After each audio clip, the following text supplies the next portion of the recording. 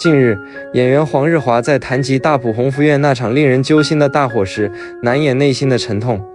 他坦言：大家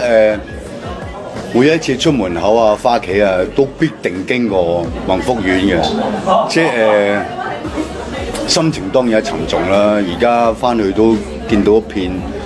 頹垣敗瓦，即係可想而知當時嗰個慘情係幾犀利啦。黃日華曾憑借眾多經典影視角色深入人心，都給觀眾留下了難以磨滅的印象，成為了幾代人心中的偶像。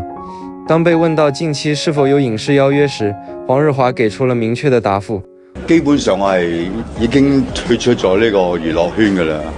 即係唔會話再接拍任何影視嘅演出啦。即係就算邀約你都拒絕？拒絕晒㗎啦，即係做咗咁多年都差唔多啦，同埋